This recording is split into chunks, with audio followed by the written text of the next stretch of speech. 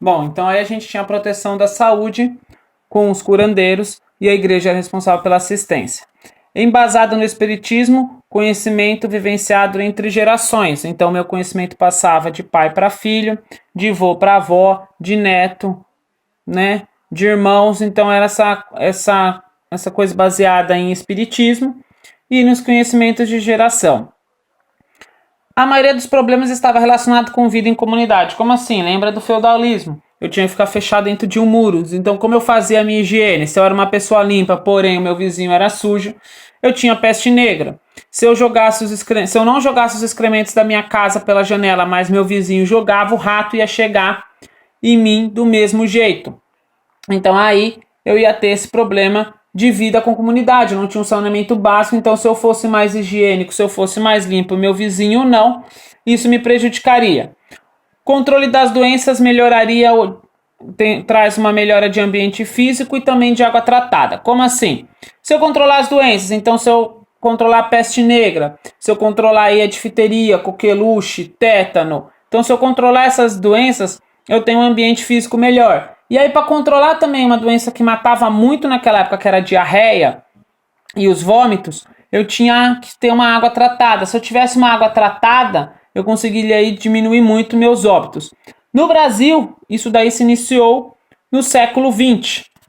Então, no século XX, se inicia aí no Brasil esse tratamento, se inicia aí no Brasil o cuidado e início da prevenção.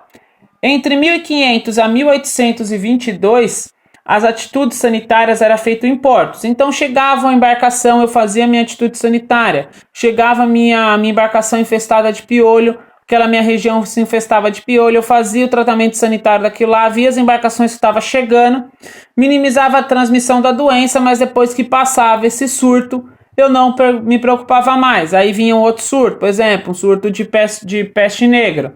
Vinha esse surto, eu controlava, eu resolvia e esquecia. Então, de 1500 a 1822, logo que o surto passava, era abandonado aí essas atitudes nos portos que recebiam os navios.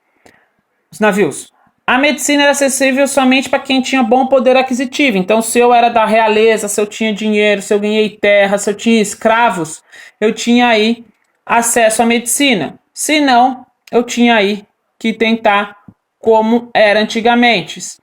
Os médicos eram provenientes da Europa e os pobres faziam tratamentos feitos por curandeiros e rituais como sangrias. Então retiravam os sangues aí, faziam aquelas sangrias com sanguessuga para ter aí um cuidado à minha população. Em 1808, então vocês veem de 1500 até 1808. Primeira Organização Nacional de Saúde ocorre porque a família real veio para o Brasil e com isso veio o Dr. Manuel Vieira da Silva. Ele era físico-mor do reino. O que isso significa?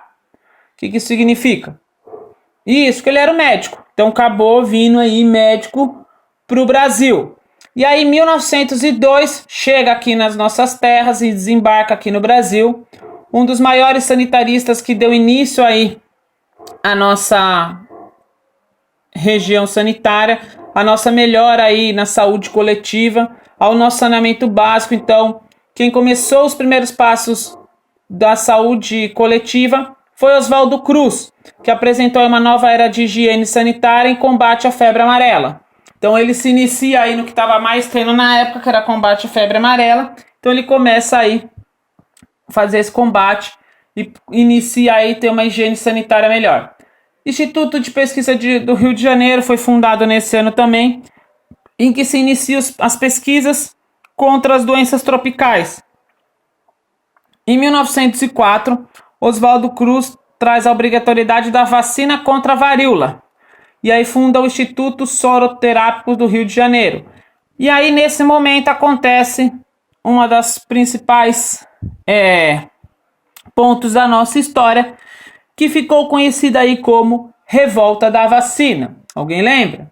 Sim, vocês lembram. A Revolta da Vacina era onde em 1904 as pessoas se negavam a tomar a vacina da varíola, então falavam que não iam tomar, faziam uma campanha contra, atacavam os comboios de vacinação pois elas acreditavam que a vacina seria um meio para eliminar os pobres. Então elas achavam que estavam injetando a doença da varíola na pessoa para causar a morte. Alguma semelhança com hoje em dia? Sim, nós temos muita semelhança com hoje em dia. É uma revolta da vacina mais moderna, mas temos bastante semelhança aí. Em 1919 foi criado o Instituto Oswaldo Cruz, onde se aprofundou as pesquisas de vacina, onde se inicia o processo de vacinação e de pesquisas de vacina. Em 1920 aí, foi criado o Departamento Nacional de Saúde Pública. Então, vocês viram que em 1902 chega Oswaldo Cruz aqui para o Brasil. Em 1902, Oswaldo Cruz inicia aí uma era de higiene sanitária, só que somente em 1920 é que surge aí a Sociedade Brasileira de Higiene. Então, aí se levou 18 anos para começar a se ter uma organização na nossa saúde pública. Foi criado o Departamento Nacional de Saúde Pública, que aí surge o segundo principal pesquisador nosso. Depois de Oswaldo Cruz vem Carlos Chagas, o Dr. Carlos Chagas, que aí criou o programa de preparação de visitadores do combate à tuberculose. E aí que a gente começa a ter as visitas domiciliares. Então esse programa de visitador de combate à tuberculose, um especialista na saúde aí saía daquele local, saía da sua residência, saía do seu local de serviço e ia visitar aí quem tinha tuberculose, porque tuberculose era uma doença que matava muito naquela época.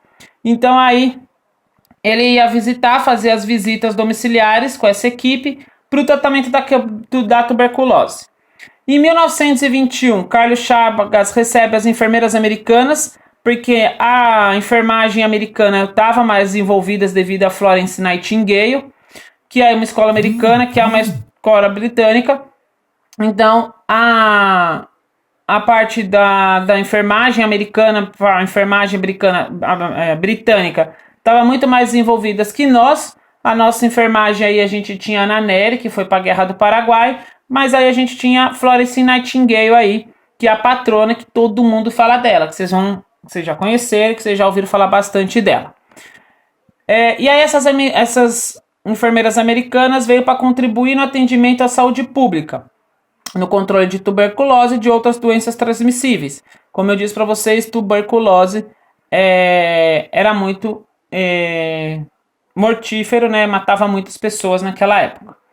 10 de dezembro de 1922 foi criado o primeiro decreto o decreto 1579.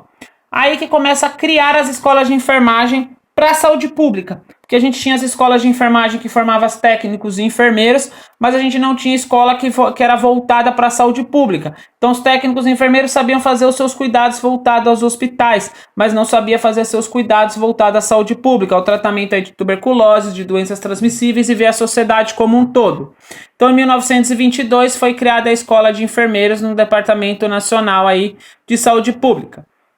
Em 1937, então, em 1922 foi criado essa escola. Em 1937, 15 anos depois, foi criada a Lei 3.378, de 13 de janeiro, que foi proposta a articulação intergovernamental entre governos estaduais e governo federal. Então, se eu tinha uma tuberculose, eu tinha que saber como o governo estadual ia agir e também como o governo federal ia agir. E aí, a partir disso, surgiu em 1941 a primeira Conferência Nacional de Saúde. Então aí eu tenho uma conferência em que se começa a pensar em saúde pública. Eu tenho uma conferência que começa a ver a saúde pública com os outros olhos.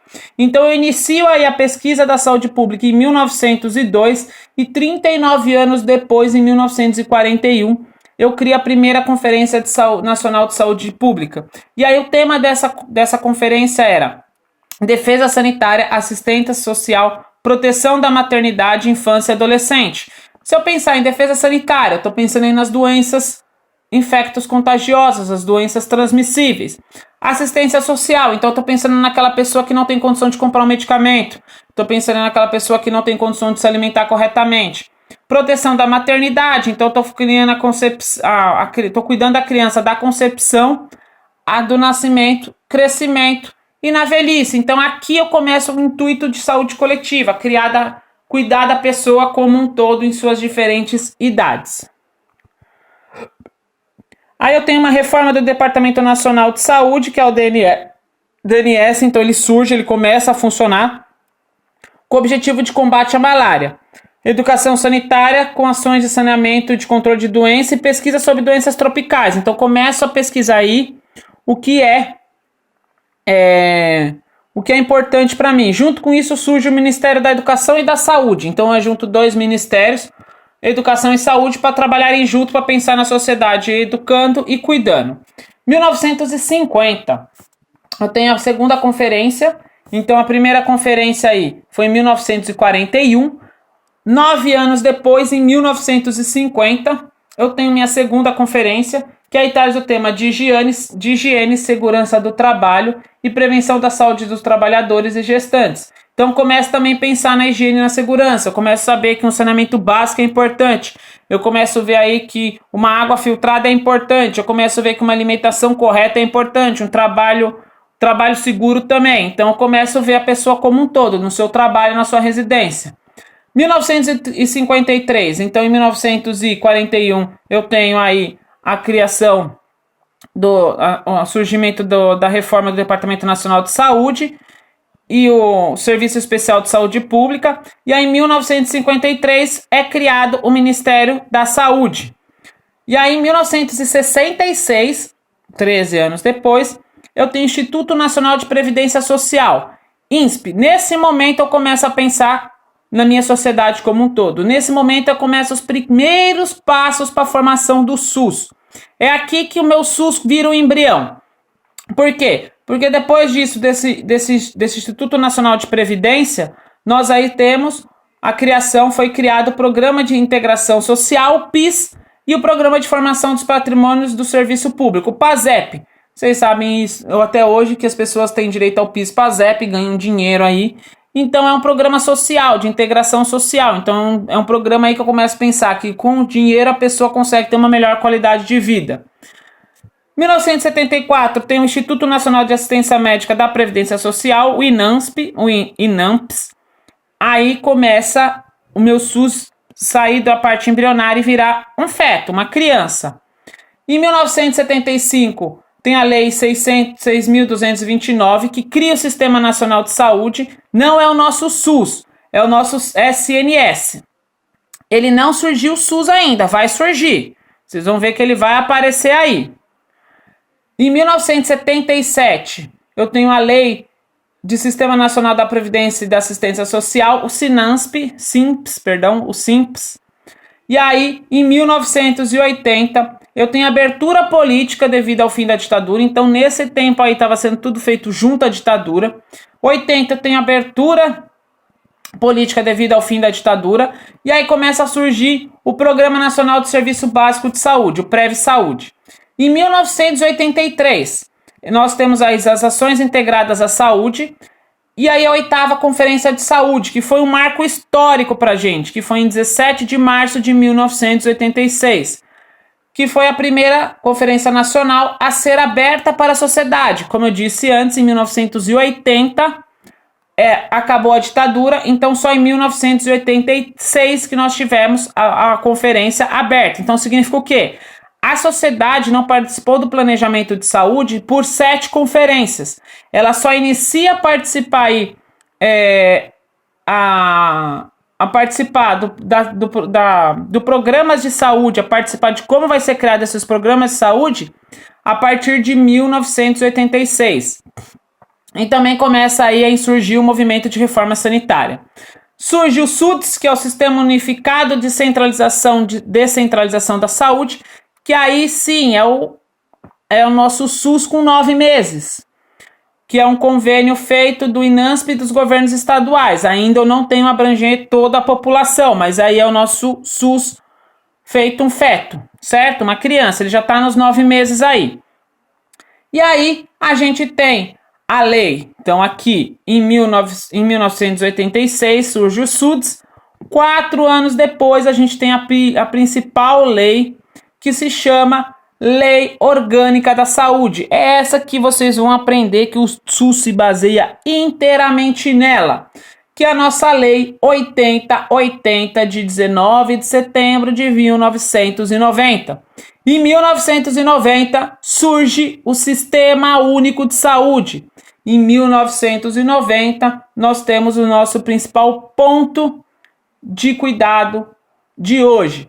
Hoje nós temos vacina chegando. Hoje nós temos UTIs públicas disponíveis. Hoje nós temos o SAMU que vai buscar você em caso de acidente. Hoje, então, nós temos todos esses cuidados devido a essa lei orgânica 8080. Até meu celular se empolgou, ó. Por isso que a gente fala para vocês, muita gente fala, defenda o SUS. Por causa disso.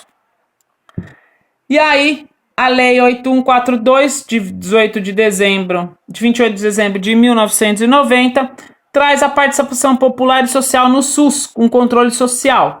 Em 1994 surge o PSF, Programa Saúde da Família, que hoje tem outro nome que vocês vão aprender mais para frente.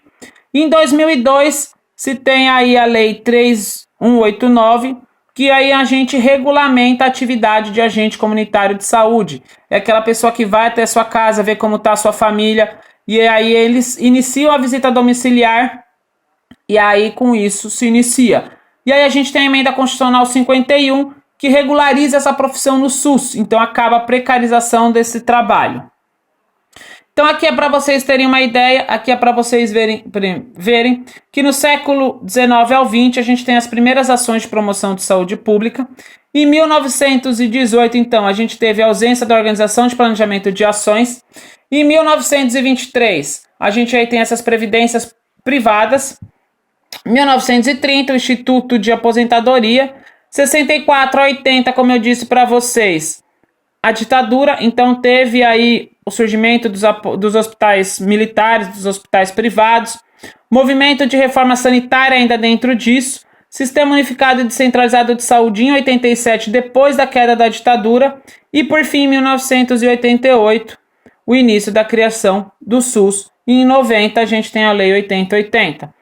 O SUS sofre ataques históricos? O SUS sempre sofreu ataques históricos? Sim, o SUS vai sofrer e sempre vai sofrer. Por quê? Quem banca, não estou falando de política, mas tudo que interessa à iniciativa privada, tudo que interessa ao livre mercado, ao capital, vai contra o SUS. Porque o SUS é para quem não tem condições de dinheiro, o SUS não gera lucro, certo? Então sempre vai ter.